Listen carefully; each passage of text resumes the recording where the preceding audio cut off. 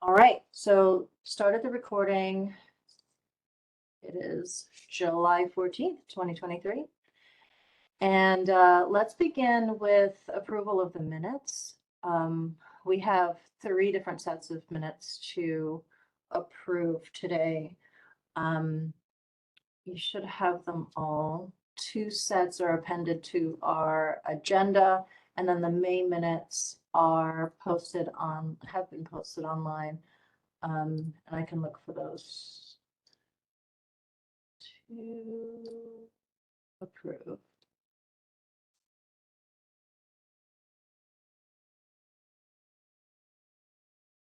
Hold on. My desktop is extremely cluttered, so I assume you want me to screen share? Sure. Okay, here we go. Okay.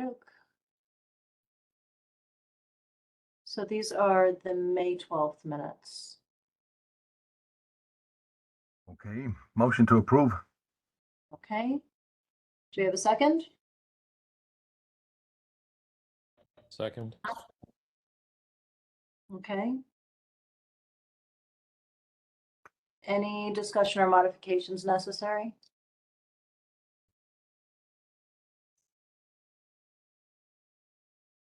All right, all in favor? Aye. Aye. Aye. Aye. Any opposed? Any abstentions? Okay, so it's the May 12th minutes approved. Next we have the June. Sorry, I'm all over the place here. So June 16th, and those are attached to our agenda today. Motion to approve? So moved. Okay. Second? Second. And any modifications?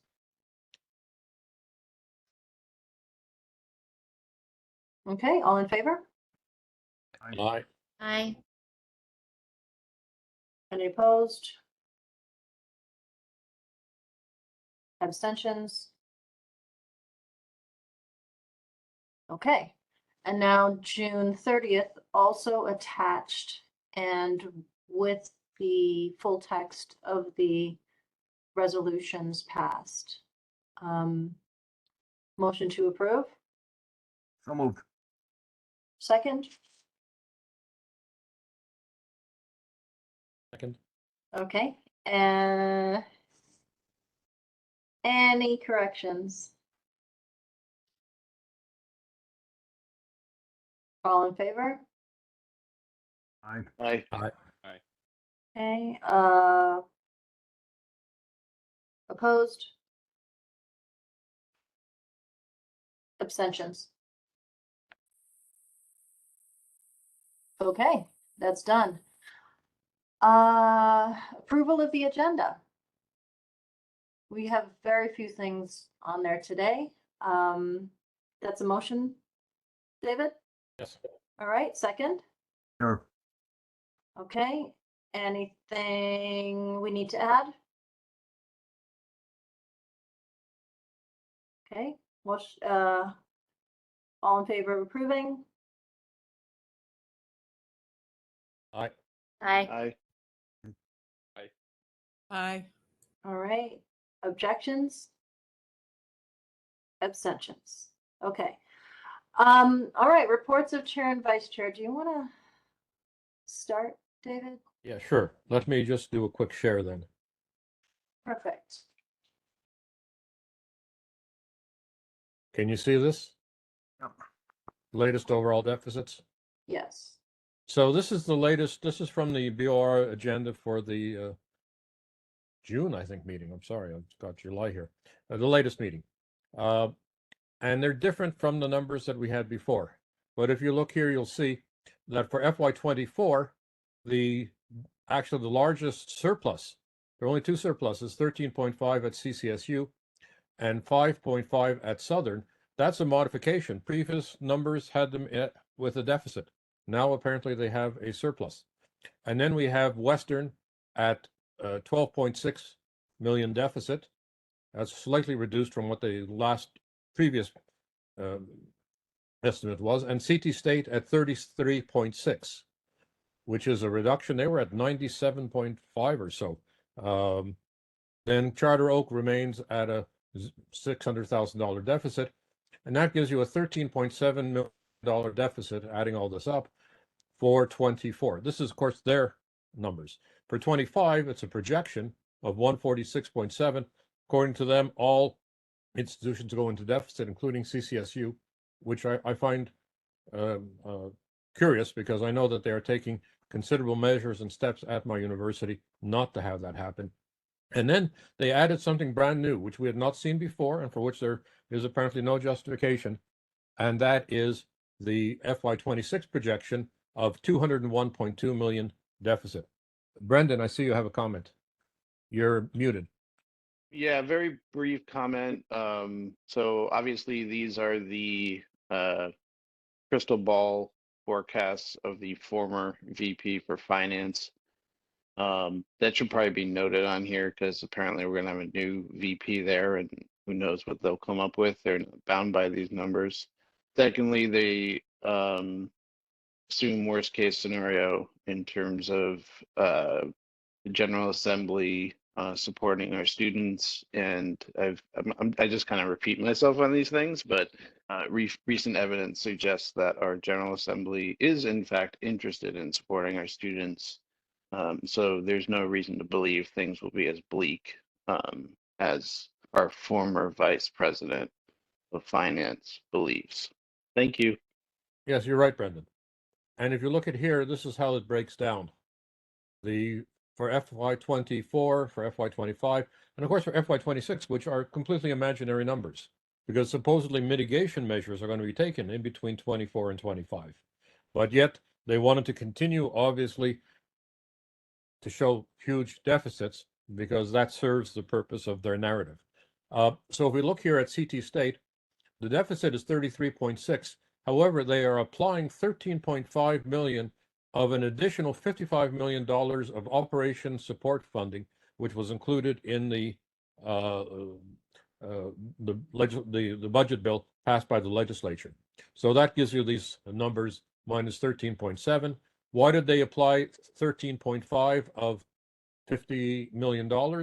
I don't know why, but it does sort of, if they'd applied all the 50 million to just CT State College, they would have had a surplus, which doesn't go with their narrative. So they've obviously put the rest of it, 41.5 million. I guess that's stashed away temporarily in the system office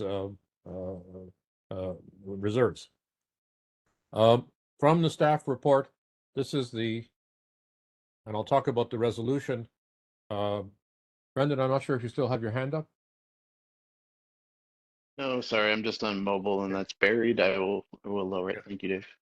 All right, I'll talk about the resolution that was passed at the last Board of Regents meeting on mitigation measures and their self-study. But this is from the staff report, right? And you'll notice a couple of things here. One of which is that they talk about authorize the system to retain outside consultants to recommend or assist with changes necessary to ensure institutional sustainability in the face of financial and demographic pressures, require the mitigation plan, but also over here in number 2, require the system office to develop and administer procedures for all CSCU universities to undertake a systematic review of academic offerings in order to ensure that they are meeting student and workforce demands and are financially sustainable within anticipated state subsidy levels. And so I'll send this along to everybody so they have it. What happened in this, I'll come back to this in just a minute. These are the latest numbers from what was approved in the budget bill by the legislature and signed by the governor. And you can see that the agency total for FY24 is 423.3 million, and for FY25, not a significant increase, only 7 million, and that would barely cover a 2% increase in inflation, never mind the expected 4% plus. And if we look here in the state budget, there are just a number of other items. They did include within their totals over here, 6.5 million to maintain the they call it enhanced student Yes. retention at community colleges. That's basically for the GPAs, the guided pathway advisors, the 6.5 million, because they had been funded up to now out of soft money from ARPA, but it doesn't go into FY25. And you'll notice here that this higher education CSCU item is 147.7 million.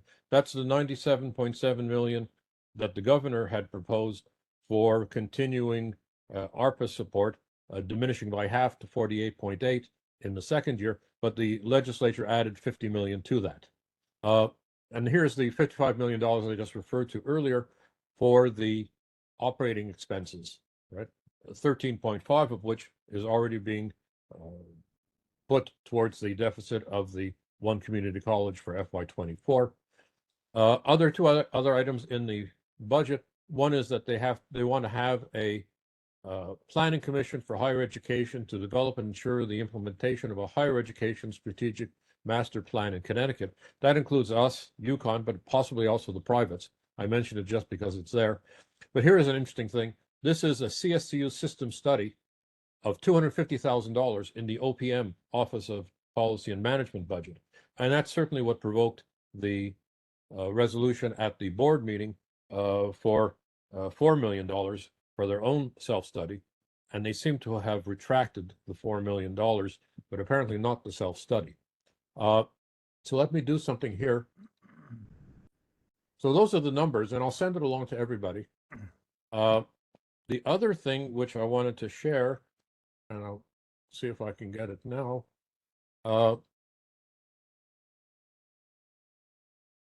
Share.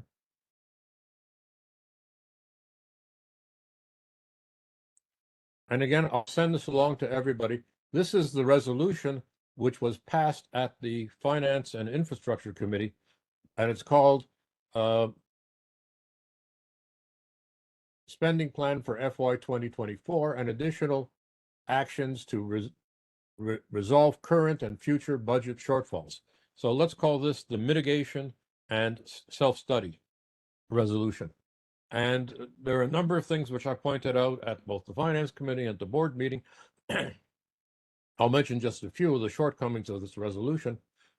Firstly, when they say the reasons for the problems that they have, they mention continuing problems from the pandemic, rising faculty and staff costs, declining state aid. I said they should add also overestimation of expected savings and underestimation of transition costs from community college consolidation, and past lack of intervention with institutional presidents concerning their budget deficits, because they had ceased to actually assess the institution presidents probably since 2017, when students first became the center of their concern. Obviously, and what the point that I made was, how about a little bit of self-criticism in the explanation of why there's a deficit? It's not just external forces that have been unpleasant to us, although that certainly may be the case, but it's also internal problems which they are unwilling to recognize. I'll skip the stuff about the changing the president to chancellor, but also to include the provost at the system office, the CFO, and the chair and the vice chair of the Board of Regents in any decision-making executive level process where they are considering mitigation plans.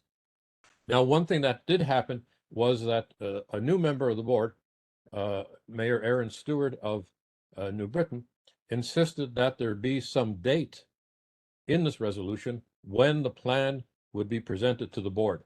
What they did was they did indicate November the 1st, but they indicated that as the date at which the institutional presidents, there's now 6, right? The 4 CSU universities, the 1 community college, and Charter Oak would have to present their mitigation plans to the system office.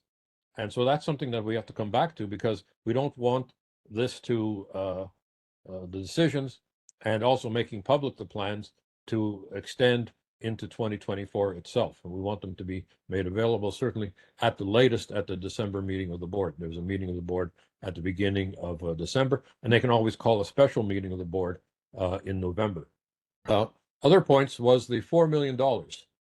This was resolved that the CSCU president may spend up to $4 million from reserves identified by the system office for extraordinary costs necessary to meet the interests of this resolution. Right?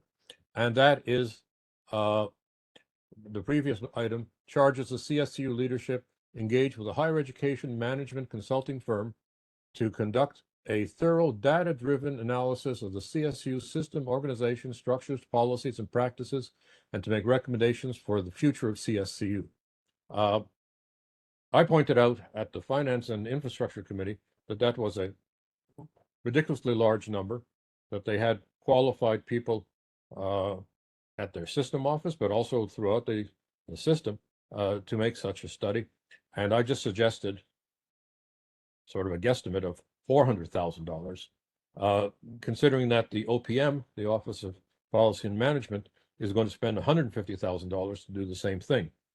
What happened at the board meeting was that it was said at the meeting that the $4 million was being removed from the resolution. But it isn't clear to me that the self-study itself is being removed, and the system office, out of funds that it has, can continue to fund this in terms of external consultants and so forth. So we have to be vigilant about this. And one of the things we need to do is to ask for a final copy of the resolution. The minutes of the last board meeting are not yet available. And so how this resolution was actually modified remains something of a mystery. The other last thing was that they talk a lot about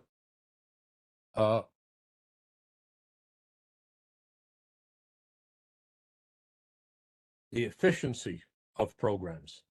And I suggested that they add academic standards and shared governance before they talk about efficiency of programs, because it's not strictly an economic, all due respect to the economists who are here at the FAC, it's not strictly a quantitative question, but there's also qualitative factors that need to be involved in any assessment of programs. Of course, none of this was included in the final resolution, but I'll send this along to you if you're interested in color-coded modifications and explanations. The last thing, there were two other things at the last board meeting. One of them was, and let me stop sharing this for a second and see if I can get up.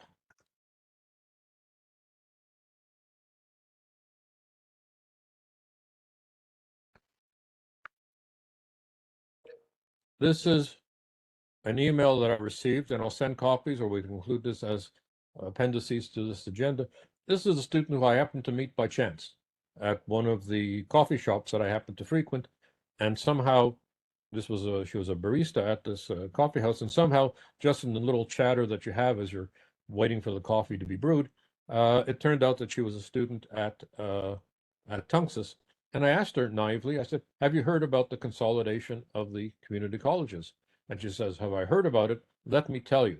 And here's what she told me. And these are the problems she's having transitioning from the business administration program she is currently in to the aligned one business administration program for the whole one community college. She has seen advisors on a number of occasions. This is a excellent student who has always gone to see her advisors well in advance of choosing her courses. And despite their best efforts, they are not sure of exactly which of the courses she has taken count and which of the courses she still needs to take in order to complete her degree, which she wants to do by December of 2024, because she wants to switch to a university. In this case, it's University of Hartford, which has a transition program for students from community colleges.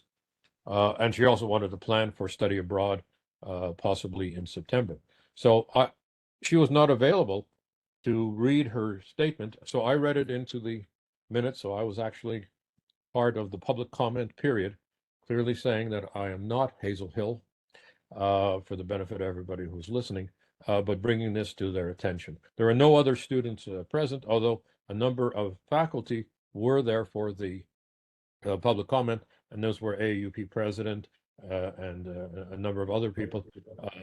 I think they've come prepared to criticize the $4 million, but they had other points that they wanted to make about shared governance. The last thing that I want to say, and I'm going to have to stop the sharing again,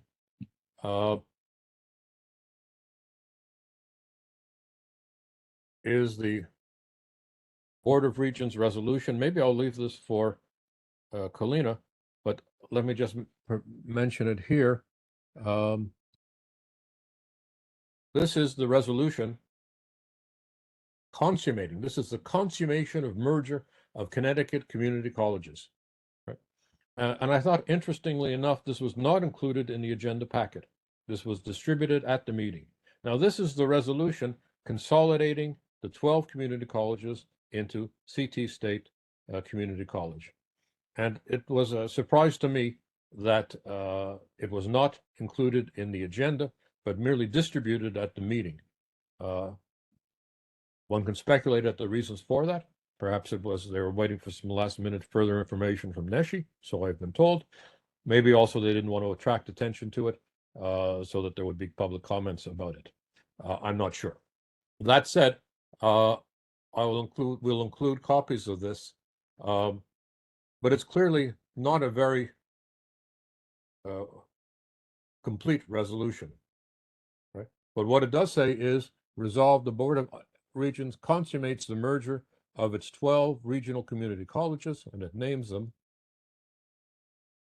to become a single college, Connecticut State Community College, an accredited institution within the constituent unit of the Connecticut State Colleges and Universities effective July 1st, 2023, and further, and then what they say is that CT State is the successor institute of the 12 regional community technical colleges and assumes all assets, liabilities, rights, and obligations of each of the legacy regional community technical colleges, including but not limited to all contractual assignments, and further, that the Institute's chief executive officer is in charge of doing it.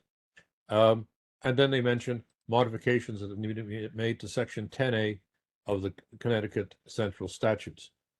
What I pointed out were two things. One, that it should have been included in this resolution, that they guarantee the maintenance of campuses at each of the existing community colleges, at least for a certain number of years of transition, but with full services available at each. They certainly have not indicated that they wanted to make such a guarantee. And secondly, that they're going to have to modify more sections of Section 185 of the state statutes because it refers to the community, the CT, the Connecticut Community Technical College system, and that has to be replaced wherever it appears by the new title, Connecticut State Community College. So there may be some occasion for legislatures to say what they have to say about this when that matter comes before them. Presumably not in this session, which is over. They're going to have to put this forward into the next session, which I think, Kalina tells me, will begin in February. That's basically what I had to say.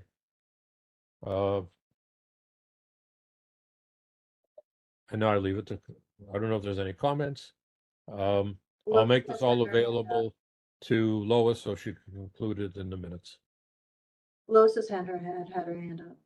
Lois, go ahead. I want to go back to the $55 million. They're only accounting for 13.5 million of that. What are we going to question? What's happening with the other $36.5 million? Yes, we are. Inquiring minds like to know. I assume, but this is simply an assumption on my part, and I don't see, well, Pam Helina's here. I don't know if this is something that she can answer, but I assume that what they have done is they're going to put the rest of it into reserves, system office reserves, which they can use at a later time. I can actually, here's the way Natalie Wagner described it. She says, so the 13.5 is part of that 55 million. The rest was allocated as part of the regular distributions across the system.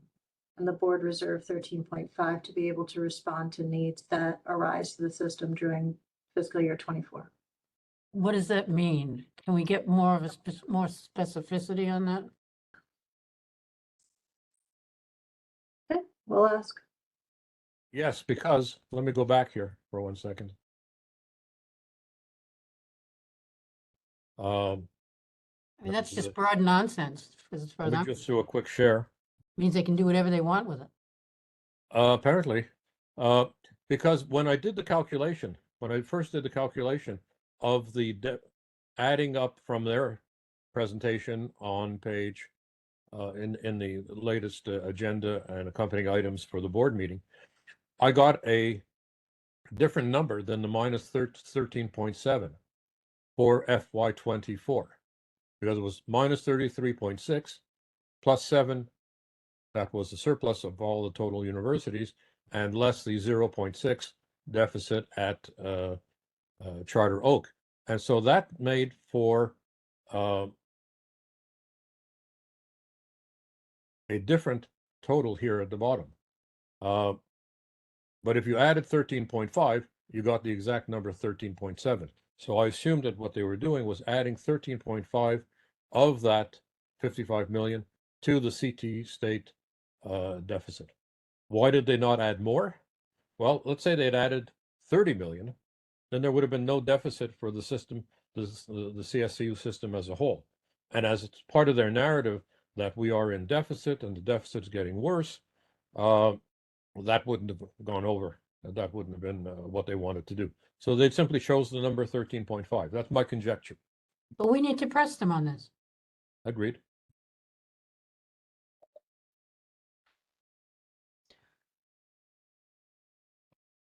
Other questions? Let me stop here.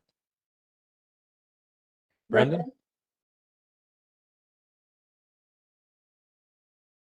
Yeah, I just have three things. David, the minutes for the last board meeting are out, and there is a detail. I lost it, but It's page excuse me, there is. 151.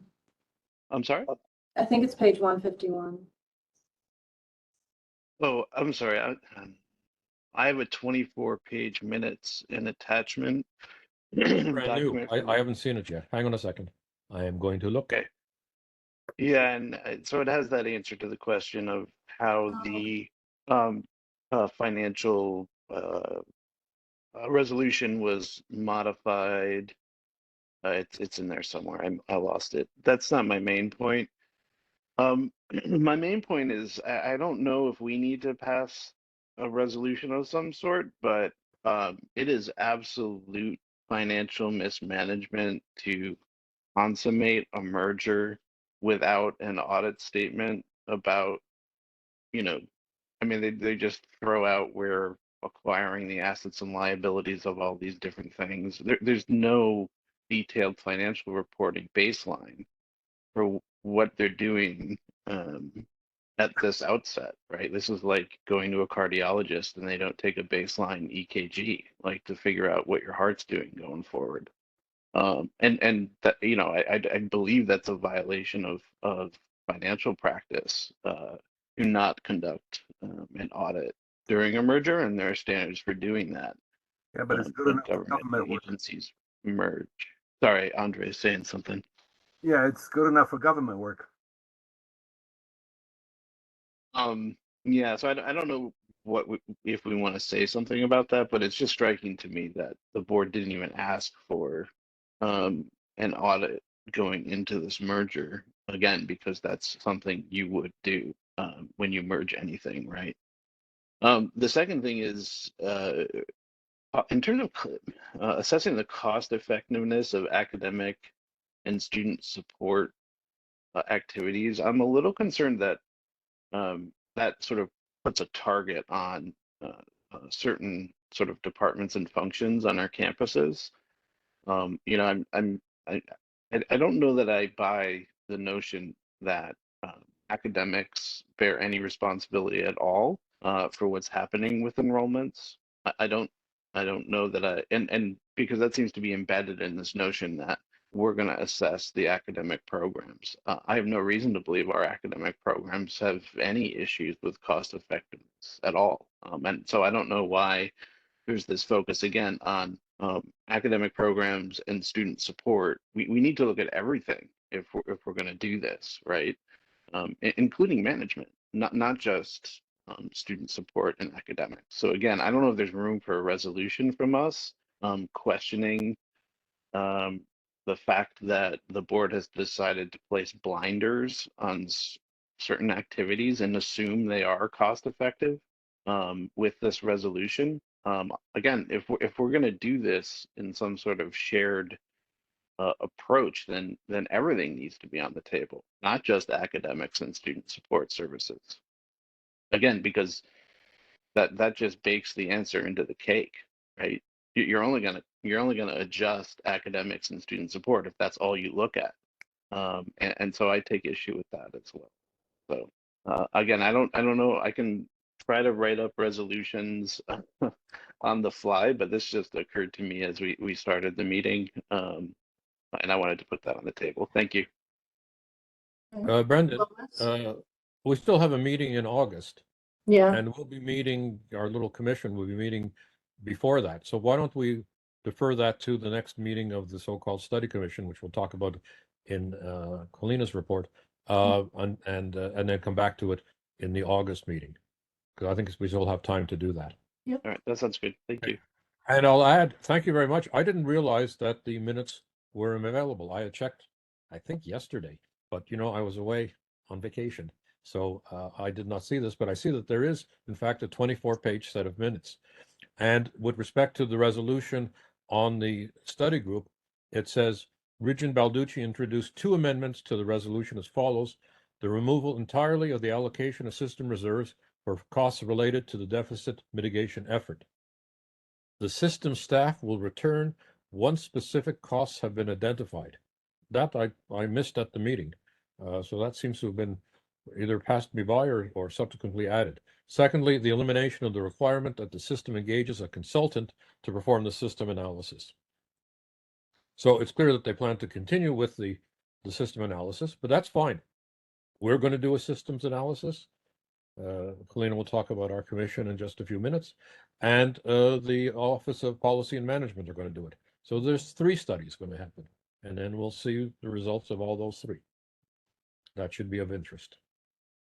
Lastly, let me just say before I conclude my part, I actually supported something which was proposed by the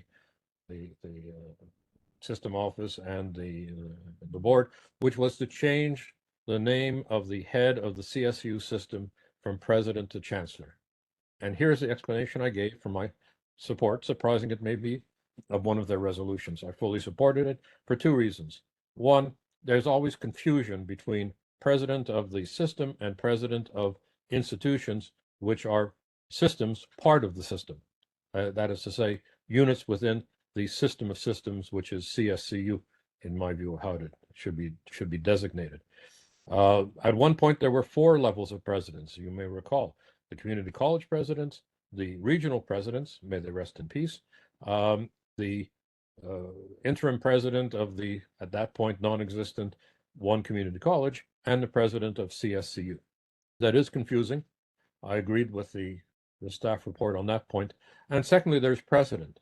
That is to say, when Bill Sebas, who had been previously director of the Office of Policy and Management under Governor Weicker, and was instrumental and was brought in by Weicker when he realized that the state services cannot be supported without an income tax. So we're going back to 1991, 1992.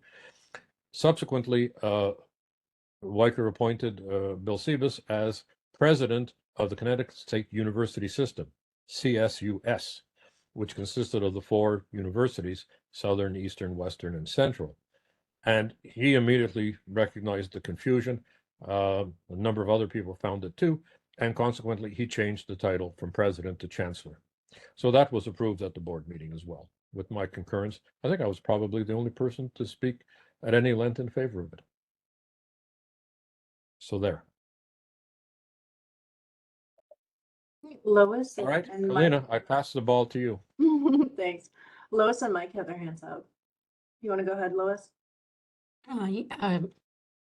Yeah, I'm going to agree with Brendan on this, on cost effectiveness of the academic programs and so forth. The last time I checked, even with this merger, we were in a for-profit system, so I'm sure we have lots of programs, especially in the allied health area, that are not particularly cost effective. But anyway, I just wanted to say that I agree with Brendan on all that. Thanks. Mike? I just wanted to confirm that August meeting is August 18th. Is that right? That's right. Okay, thanks.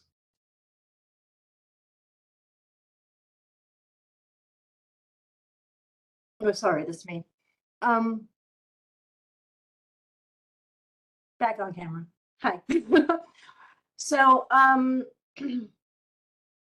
agree that we should probably develop a resolution in response to this consummation. I think, and it would be great, Brendan, if you would, help begin to draft it, but I mean, I just wonder, does anybody understand the sort of net effect of this resolution? Why was it added to the agenda? What does it allow us to do exactly? I mean, for a while now, an entity other than the colleges themselves have been managing the finances and any number of the functions of the colleges. As David points out, it makes no promises about what levels of services we are promising the state. It doesn't do anything formal in terms of our federal status.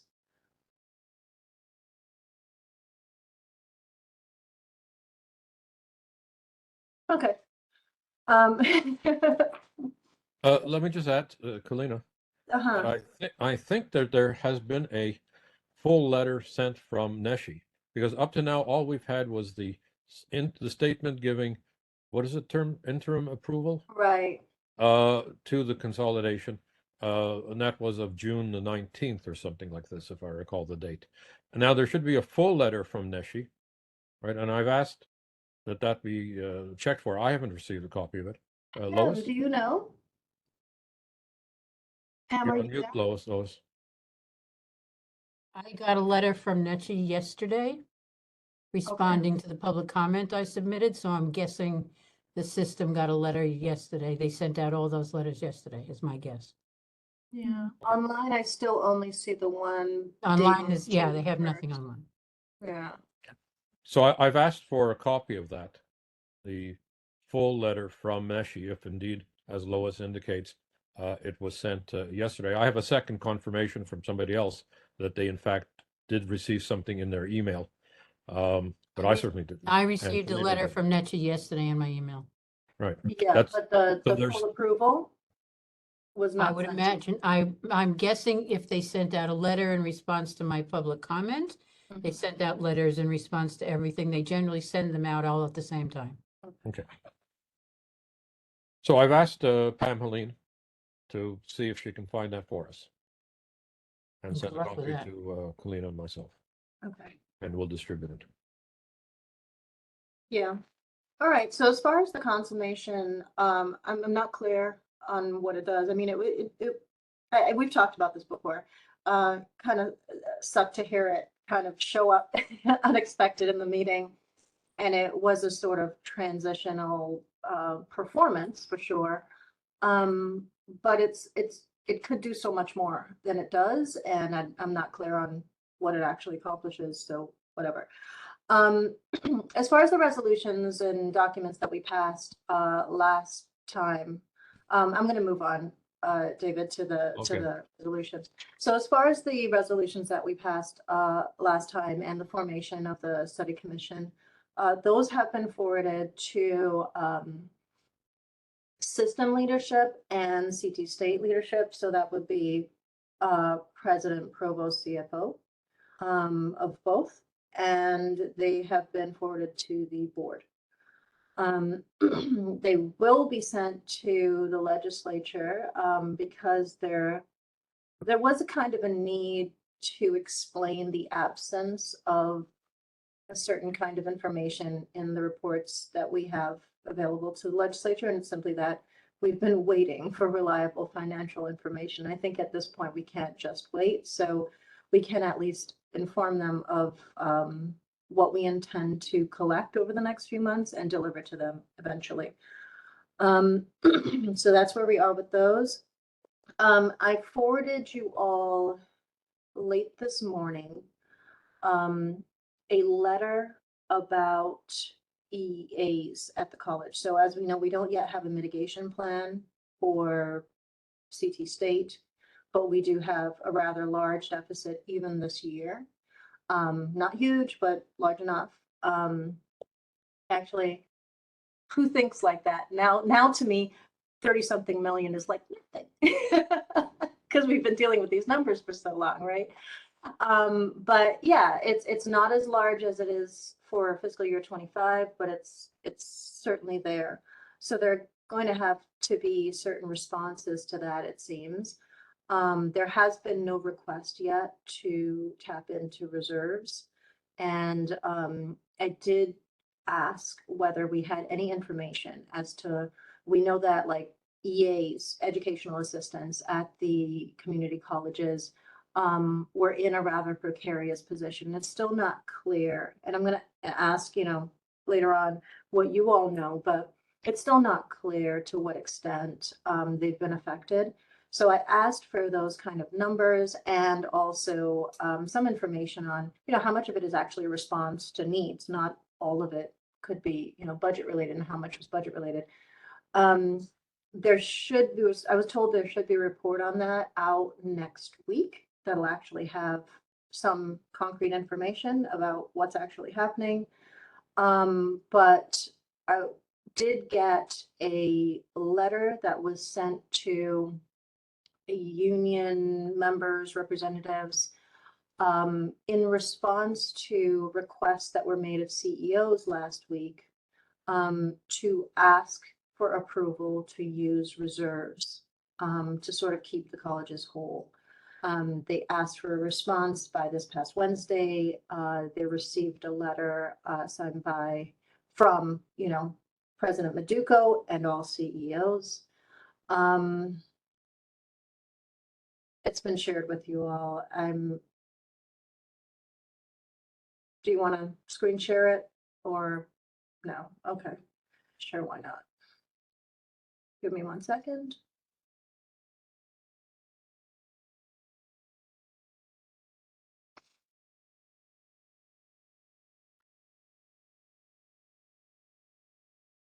Pretty sure this is the one.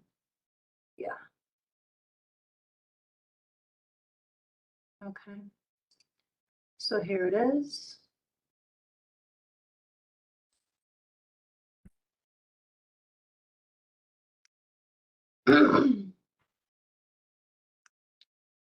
And It basically says nothing, yeah, so yeah. Thanks for caring. But Here it is. Okay.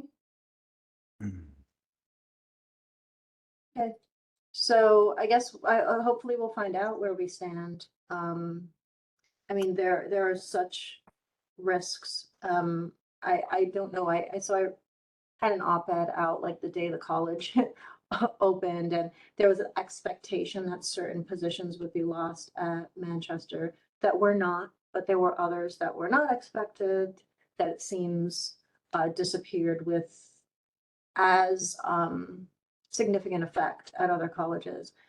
I think the fact that we've been relying so heavily on contingent work, right? We've been talking about this for a long time. Often we just think about adjuncts, but staff also for so long means that there are a lot of people who can potentially be eliminated and take, chunks of our services with them. So I think it'll be important to get a sense of that so that we can appeal for the kinds of funding that will keep that intact. So, yep. That's that. And then last part of my report that will transition into the next agenda item is just on our study group. So we met on, I don't know, what was it, last week? 8 of us were there for the initial meeting. We decided on potentially, this is a preliminary plan, producing a report with 6 basic areas of investigation. Ideally, they will be fairly to the point summary documents that have reference docs attached, appended, so that they're easily digestible. Though already I think we're seeing that each of these splinters off into its own, mini dissertation. But they are perhaps the cost of consolidation, the staffing levels at CSCC, and how that relates to our funding. The larger issue of state funding and the effects of the fiscal guardrails, I think important to note that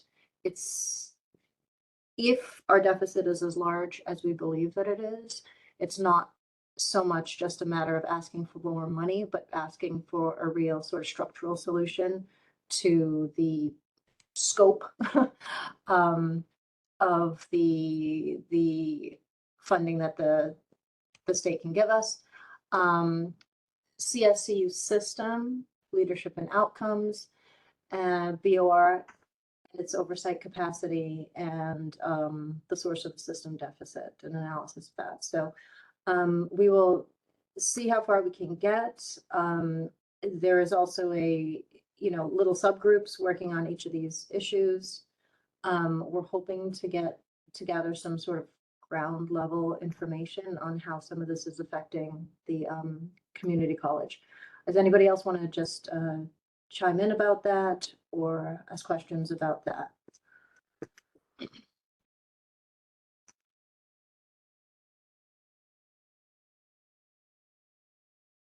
Yeah, David. Well, as I pointed out before, this is one of 3 studies that are going to be done. The Office of Policy and Management is going to do its study. The System Office is going to do its study. And we're going to do our study. And hopefully we can have this all ready for October at the latest. And I think Colina has really stressed quite clearly the 6 areas we want to look into, with clear executive summaries so that people can read this in a reasonable space of time, along with whatever appendices we need of more detailed analyses. As it happens, we have a pretty good group gathered together. Besides the 2 philosophers who somehow managed to monopolize chair and vice chair, we have a sociologist as well. We have a longtime staff member and director of programs and services who knows how the administration works. And let me use a metaphor, but before I use the metaphor, let me state, A, this is not to be taken seriously. It is intended merely as a metaphor. And B, I personally do not condone the use of guns except by authorized police and military under such rules of engagement as are appropriate to their circumstances. That said, we had to bring our big guns to bear, the economists, and we have 3 of them. So with their real services, metaphorically speaking, and actually engaged, I think we can really do some interesting analysis. We've been trying to figure out the mass of spreadsheets that we have received. And in one of the issues, and this came up at the last board meeting, yes, Brendan has done a funny face, which is actually animated. One of the issues that came up at the last meeting was when I pointed out that in the resolution on the consummation, the resolution on the reason on the deficit and mitigation measures, the one that had the $4 million for the self-study, I pointed out that there was a need to be self-critical about things, and the response that I got was 2 things from the executive, and in particular from, I think, Chancellor of the system, and that was I was being somehow disrespectful of employees at the system office. And secondly, I think Kelly Carey pointed out that they had something like $34 million in savings. But I'm not an economist and therefore not a BG. But that said, it struck me that all that we had, and she sent us an email detailing the number of strategic non-implementations, or Kalina, you may remember the exact term that was used. The strategic attrition? Strategic attrition, right? And so every position that was eliminated was counted, but no, they didn't do any accounting for all of the positions they created. For example, the whole interim executive of the one community college, which existed for 2, if not 3 years, and gobbled up at least $10 million a year, that didn't count. So that's like, if I said, gee, I just saved, I bought a book for $100, but it was on sale for 10% discount. So I say, oh, I saved $10. But clearly, and again, apologies to the economist for such a simplistic example. Nonetheless, I did spend $90. But people do ask for a one-handed economist, so you got one. So that's one of the issues that I think we need to look at, but there are many others, right? Steve Adair pointed out a number of years ago in an op-ed piece in the Connecticut Mirror that his estimate for the costs of the consolidation was something around $100 million, whereas the claim has been made that this cost merely $1 million. So all of this needs to be, clearly analyzed, in part so this doesn't happen again to other groups, in particular to the universities, but also so that we can have clarity and transparency, as they say, on what has actually occurred. Right. And also to understand how it is beyond shameful that the state has launched a new institution for our community college population that is in fiscal crisis on day one, that is at risk of, doing things like, and I don't know that this has happened yet, I'm going to actually ask, but, there is a risk that some of our libraries might not be open after hours, but we teach working students. There is a risk that, like our tutoring centers will be decimated. There are so many risks that are about the kinds of services that we provide specific to our population. And for that to have happened is so outrageous that there must be an investigation into why and how such a choice could ever be made. I don't think it's controversial that that's unethical. I don't think it's controversial that it's distasteful in a state. It's ridiculous. So the question is simply how, right? Brendan.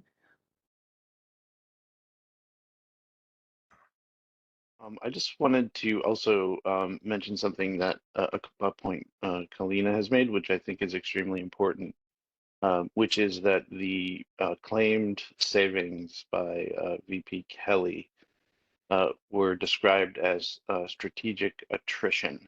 That's not a term I had actually ever encountered in my life before.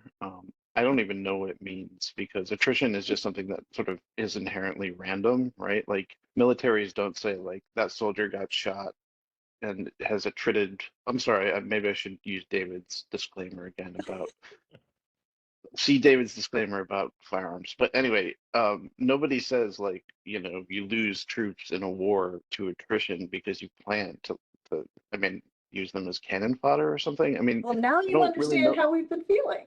Well, yeah, I almost interpreted this term as like we made it so miserable that more people left than would have. That's not a benefit from a plan like this, right? And also, I uncovered a document David had created a number of years ago, I think, saying that the supposed annual savings were $41 million, and VP Kelly's savings were 30, which I don't even believe were 35 million for 6 years or 5 years or something like that. So even if you believe these numbers that I don't believe, the savings are vastly lower than what they claimed going into this. There's just a lot of concerns about accuracy here, and facts matter, and facts we have to build our institutions on facts. We owe it to our students. So, strategic attrition, you could have done that, I guess, without students first, right? No, And I think it's this is the, necessary. right. Yeah. Right, strategic attrition is not, well, first of all, I don't know what strategic attrition is, because no one came into my office and went boo to see if I'd go.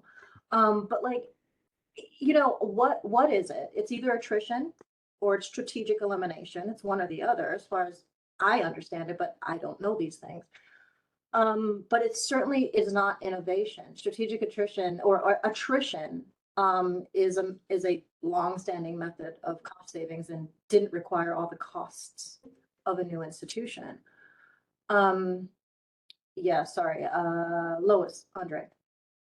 I just want to, they used that without using the term strategic attrition. They used the imminent big retirement in one of their first reports to Nancy NEASC at the time. And NEASC came back and kind of admonished them and said, wait a minute, just because you're going to have people retiring doesn't necessarily mean they're going to be retiring in the areas you need them to be retiring in. Or there may be lots of them retiring in one area that you might want, but maybe too many. And so anyway, they came back and they admonished them for trying to use that game. But they continue to do it. I guess their answer is that they would refill only the positions that are necessary and not refill others, but. Well, but then there may be an area where no people retire and they want them to retire.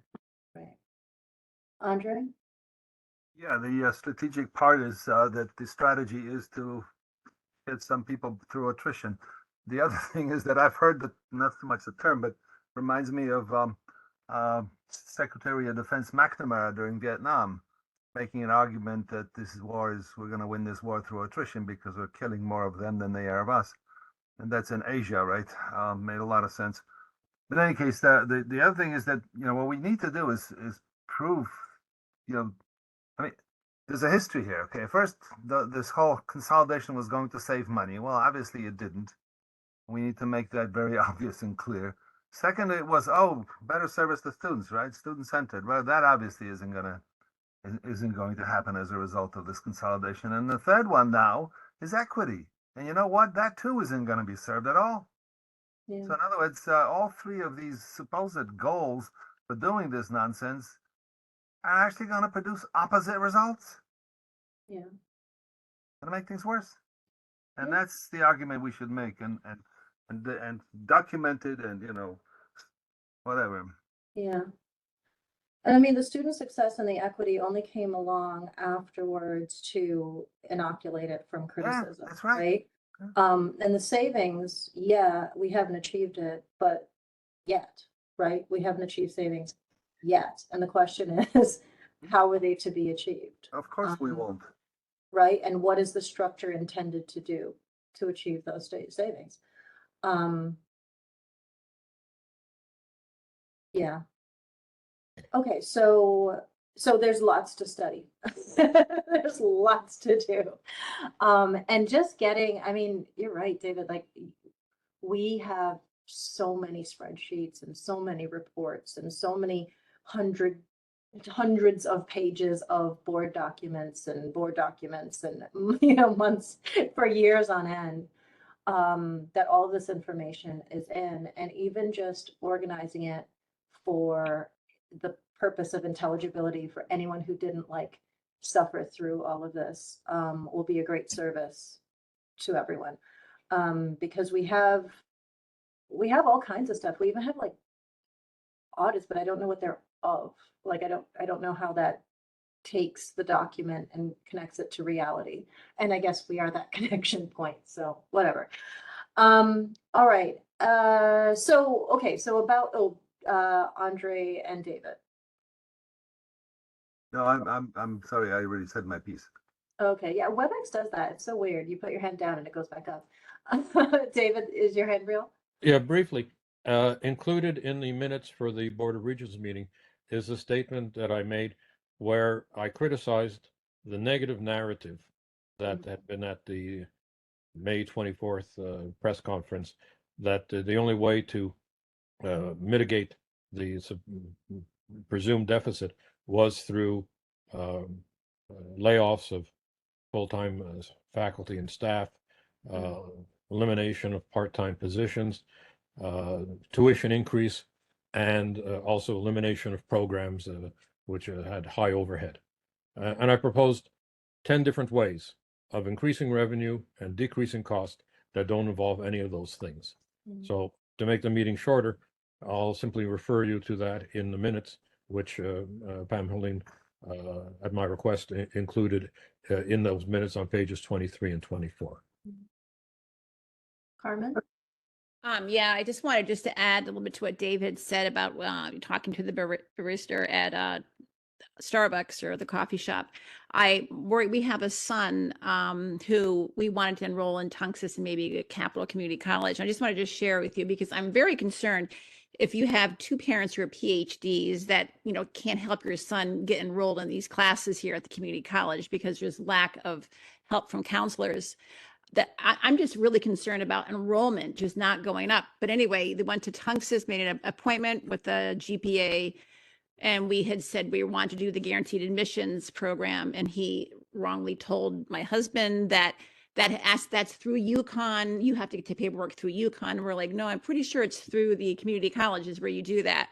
He's absolutely not. It's so. And then we wanted to sign up for a class. If I had said take this biology class, and the GPA said, oh, that's completely filled up. You can't take that class. And we're like, well, there were spots open. And my husband said, can I just look at your computer to make sure we're at the right class? Nope, you can't look at the computer. So it was basically a half hour of complete waste of time. They left not having any information, more confused than ever. You know, but I teach at the community college. So I'm, you know, at Capital. So I'm able to try to make an appointment with another GPA at Capital because it's someone I know. But I mean, if people are having even close to this problem of just trying to enroll in classes, I'm seriously really concerned about the enrollment because I'm hearing this from other students, but we have this firsthand experience and it's really bad.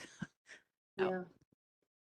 And we're hearing from the people who went to the advisor, who did the, you know, like, we're not hearing from the students who are already so intimidated by the process that they're just trying to get basic information. Exactly. And might just decide this isn't for me. Someone forwarded me a Reddit thread recently where it was just someone who has already been in our system for a while trying to make sense of what they owed this semester coming up, and was finding conflicting information. And it all seemed to be significantly more than they expected, etc. Now, I don't know the student, and I don't know how, you know, I don't know what's actually going on, right? But the fact is, like, we keep hearing these reports of people who just can't get basic information that would get them in our door to ask the first question in the first place, right? And I'm really concerned about that. And I'm concerned about the students who aren't inclined to really advocate for themselves with advisors. Andre? Yeah, the other thing is that there's a bunch of policies that are now, you know, popular or being enforced that make it also more difficult. You know, students like the non-participation grade. I mean, the thing is that every semester there's a case like that I have. Student, you know, I wound up giving him a NP grade because they haven't showed up, right? Then, of course, after I do that, they appear, they make up all the work, and so I let the registrar know, but they say, hey, too bad, you know, because they didn't do it in time, you know. Well, why don't we just, you know, be a little friendly to the students, for Christ's sake? You know, it's like, help them out rather than, you know, punish them. But that's and there's a whole slew of these policies that make it more difficult for people to stay enrolled, and, you know, they get knocked out because they didn't pay. Well, if they come pay, too bad, you're too late, goodbye. That's not very good customer service, and you know, that doesn't really produce a whole lot of, you know, return trade, right? Repeat trade. Mhm. So Yeah. it's just whatever. Lois? I also learned a couple of days ago, along with our selective admissions programs are a disaster because of the way they've been run through the system and the way they've been processing student applications, and it's just a total disaster. But beyond that, I was looking at some of the higher level classes for vet tech, for example, because I'm kind of involved in that. And I saw that a lot of there weren't many students in it. So I was talking to one of the instructors, adjuncts, the other day, and he said that he is hearing, because he's teaching something over the summer, he's hearing from students that they're having a hard time registering. So I went in and looked, and sure enough, what's going on is the prereqs that are showing up for these courses on the schedule are the prereqs from the new program. So of course, none of these students who have been in the program have that particular prereq. So they have been unable to register for classes. So I'm guessing if that's happening in the vet tech program, it's happening in all kinds of programs. That's going to be a lot of reaching out. Well, and it doesn't seem like anybody's reaching out. Yeah. Okay. All right. So as far as the study, we're good. Does anyone see any sort of obvious gaps or any focus that we need to make sure to include?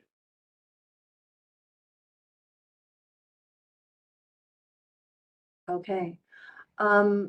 So moving on, next is the post-July 1st CSCC. And as I mentioned, we haven't gotten any official information from college leadership. They seem to still be putting it together. I think we're all kind of trying to figure out what's going on at the moment. But is there anything definitive that anyone can report from their campus in terms of understanding how we're navigating post July 1st so far, whether in staffing or other areas?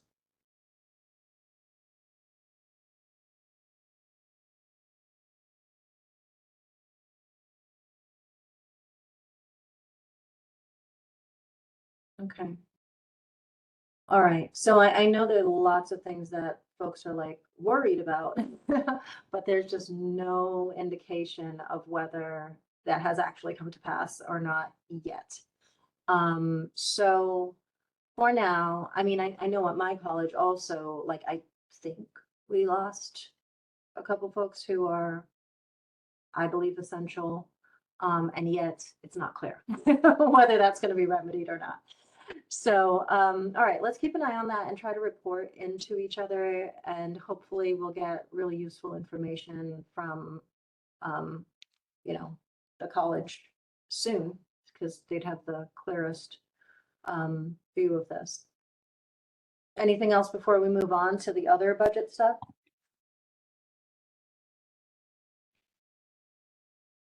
Okay. Western universities, etc. Anything new?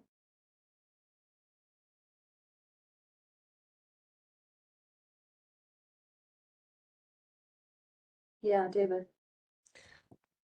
Nothing that I have to add in particulars, but just the general principle that there's supposed to be a recognition of the distinct missions of the community colleges and the universities. That's in section 185 of the statutes. And when all this deficit and other considerations are made, numbers are added up just across the board, and you get this lump sum number deficit for the CSCU system. And that's wrong. And so I think that, there is going to be some meeting of leadership individuals at the university level, which a number of people have proposed. I don't know the details of it yet, but I think that that's one. There are two really important things that the universities need to do. One is to make sure that what's happened to the community colleges does not happen to the universities. sad to say, what's happened to the community colleges has happened. And one can only wish the best to the students, the faculty, and the staff, and quite frankly, to the local administrators in this transition, which is going to be difficult. And then the second thing is to take into account the differences between the community colleges and the universities. For example, that the universities have programs at the bachelor, the master's, and in a small number of cases at the doctoral level. Right?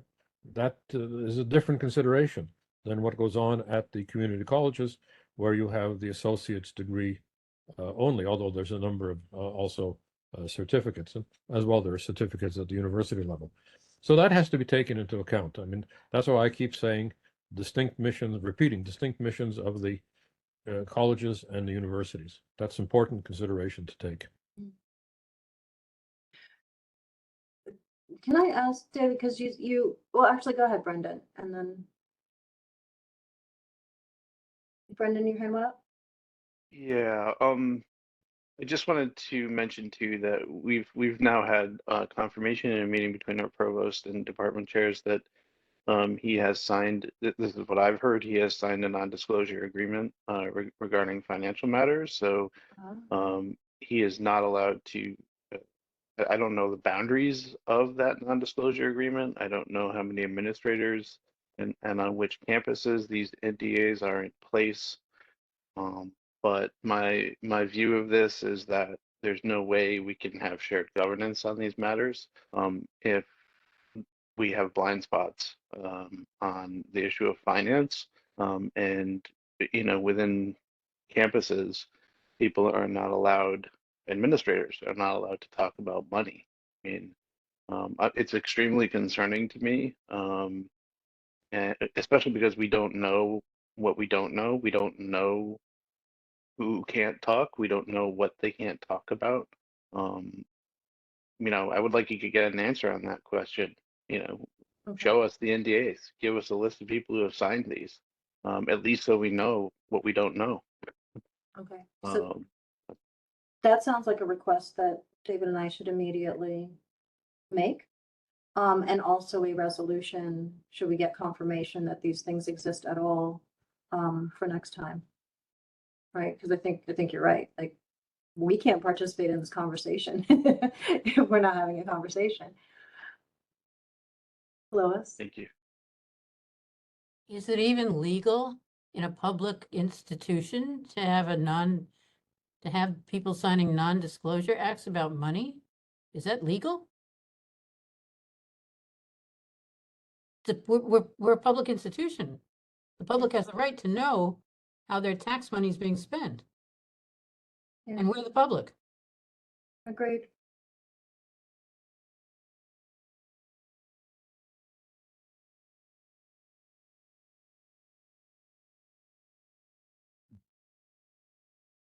All right, and then, David, I just wanted to sort of ask you, so you started what you were talking about the distinct missions of the CSUs and the community college, by talking about just sort of adding up the numbers across the board, whether deficit, surplus, whatever, and coming up with a total number for the system. But then talking about what our actual functions are. And those are kind of two different things.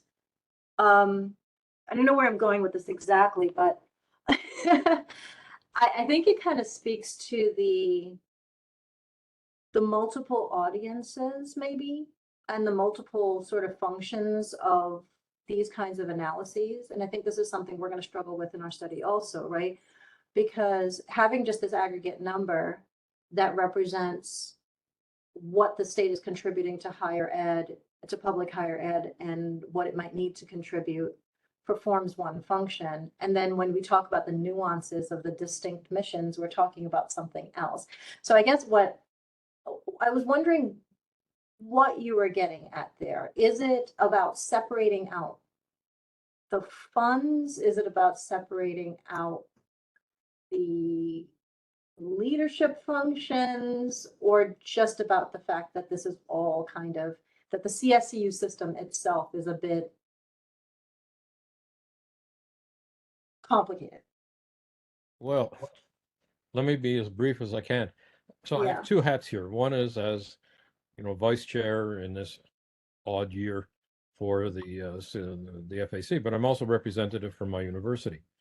And what's important then is to also, represent the interests of that institution and of the universities more generally. I'm sort of co-chair for the universities. So here's a couple of problems. First of all, we know that the cost of the system office, and now there's two of them, right? One on Woodland Street, another in downtown New Britain.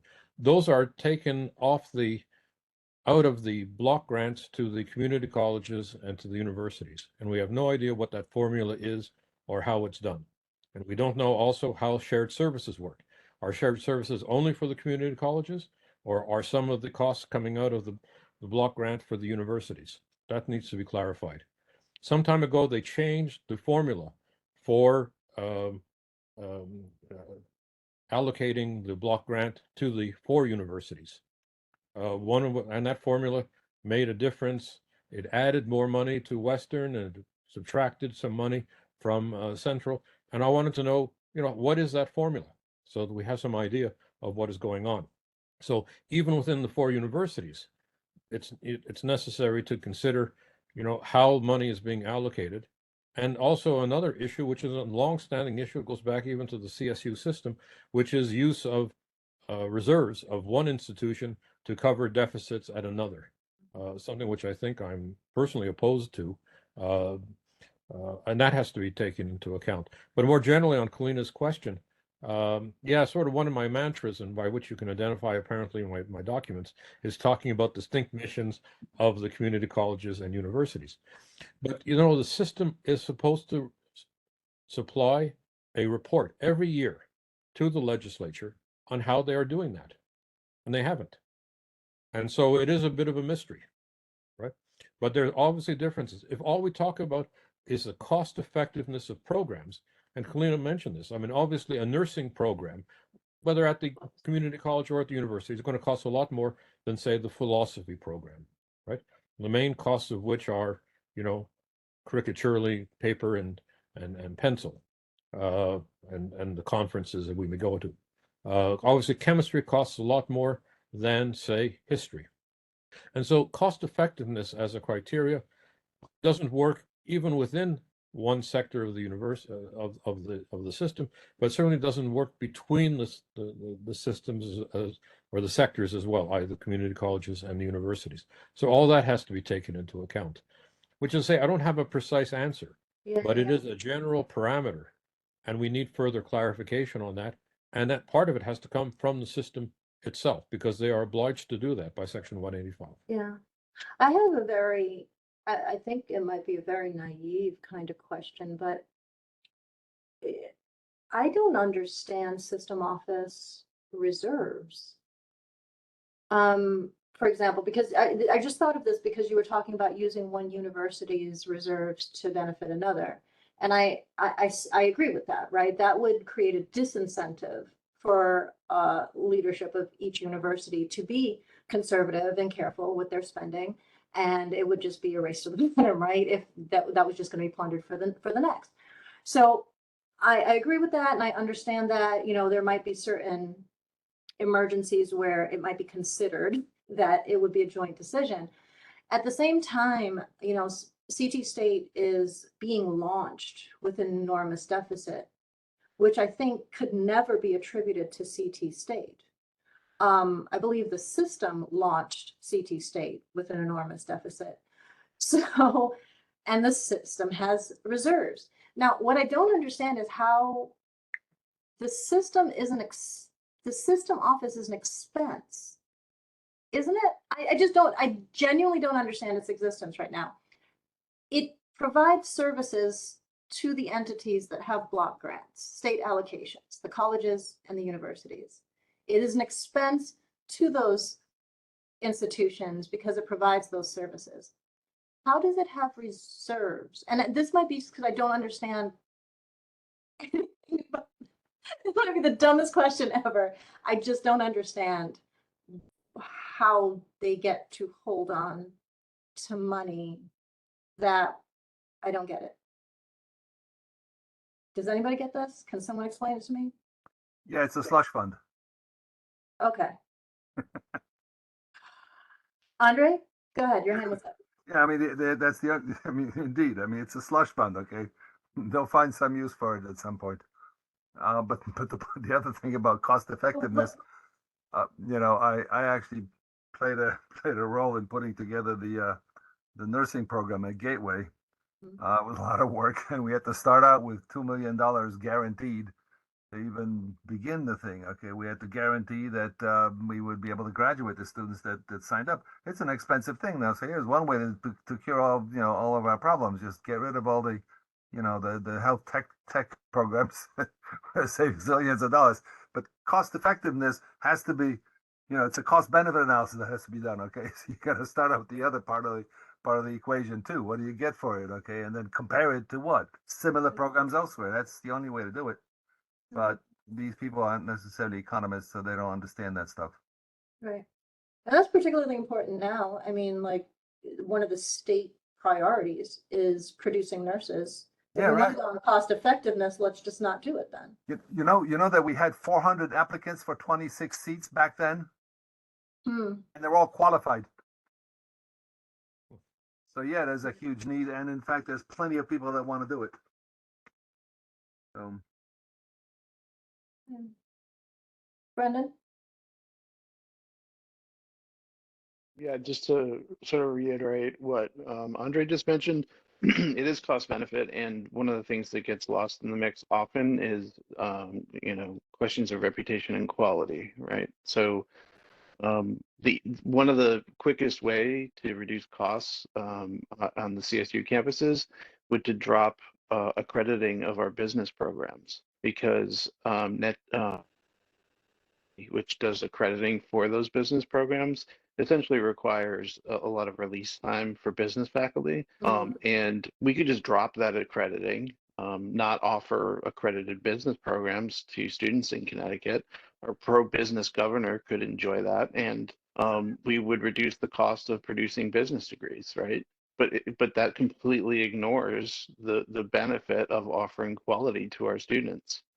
This is the problem with I mean, with these sort of facetious notions that one can quantify quality and make good judgments based upon essentially what it boils down to is, you know, students per faculty member, right? I mean, but of course, you know, the students and the faculty members in the programs would draw the students to the places in the campuses in the first place, right? And there's very little attempt to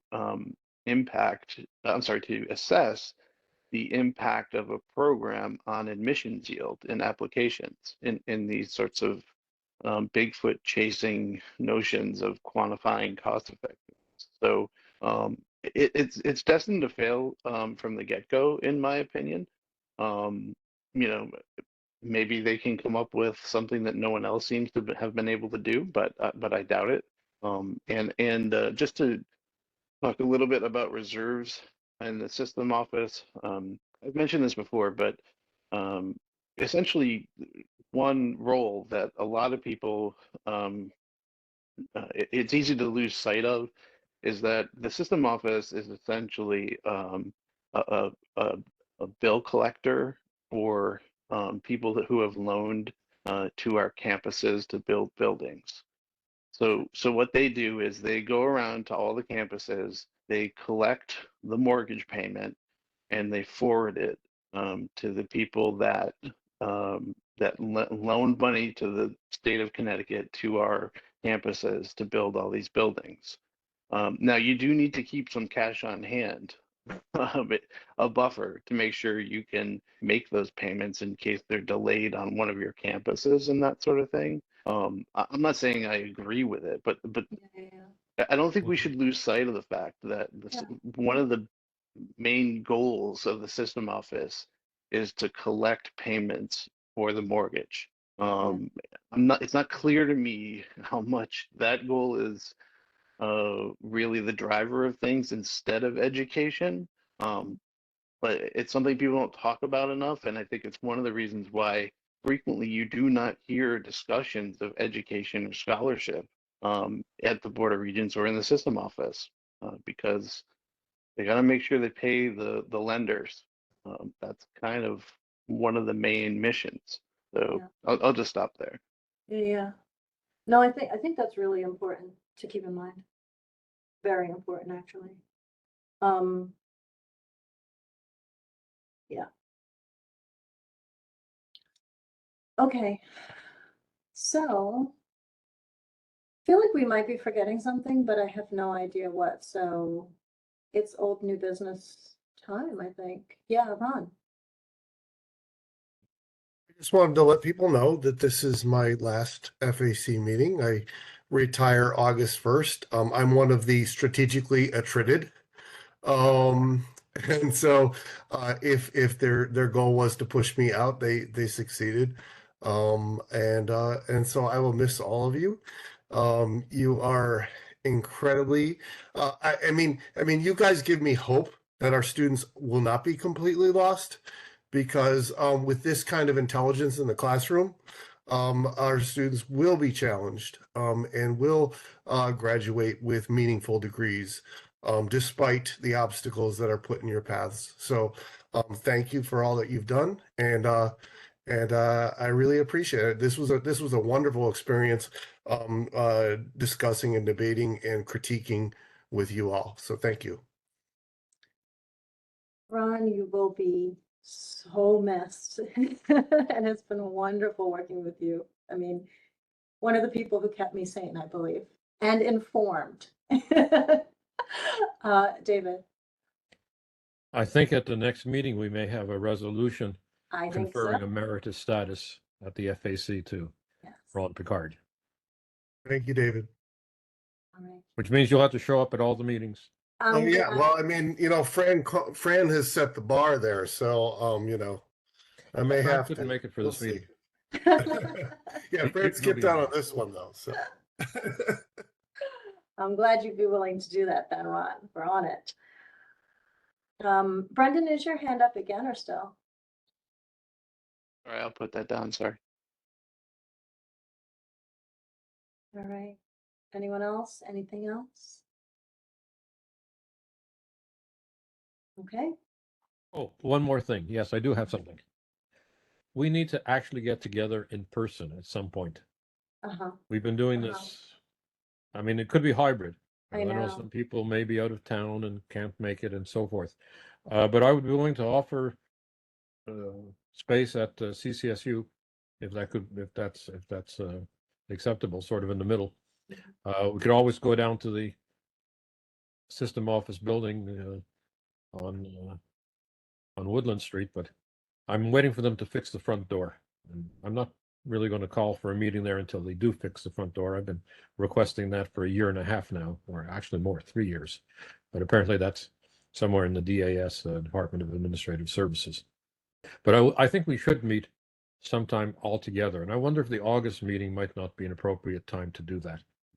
Just a suggestion to our chair, Kalina. I mean, we could have hybrid format, so people could, if they can't make it, dial in. But I really think that, we've lost something by only seeing each other remotely. Mhm. And I'll just tell you an anecdote. Mike, who is the representative for the Northwest Community College, and I pass it by every day going from my house to the university. I had never run into him, I'd only seen him online. And then several Fridays ago at a restaurant where I was just eating with my partner Sally, somebody comes up just as I'm about to take a bite from the tortilla that I had and says, "Hi, guess who I am?" And of course it was my colleague, who I'd never seen in person. And there are a number of you who I've actually never met in person. When I met Kalina in person, as many people have noted, she turned out to be taller than I had imagined. Yeah. And I know, Kalina, many people say that of you. That was said at a couple of times at the board meeting too, when they may have been in awe, but I'm not sure. That's it. That's just a proposal, maybe for our August meeting, and in which case maybe we could have some refreshments and we could do sort of a social thing as well. Mm. Well, I know we've talked about this before, David, and every time you say it, the sentiment is like, yes, absolutely. And then we have to do work in between and it doesn't get done. So I would say for August, especially, I know for me, it'll be difficult because of travel plans. And I suspect that might be true of many of us. So what if we shot for September? Yep. Yep, Mary Beth is saying the same. What if we shot for September? And I believe you said that there's a room that's equipped for hybrid meetings at Central, David, Yes. that you were gonna look into? Yeah, it's a room that the community college, the one community college used. I think Ron were there. Yeah, Fran was there. I know Fran was. So that's fine. September makes sense and I can try and make arrangements between now and then. Okay. All right. Okay, folks, I guess that's it. Motion? Motion. Motion to adjourn. All right. Do you beat everyone else, Andre? My favorite Okay, motion. I'm stopping the recording. Bye.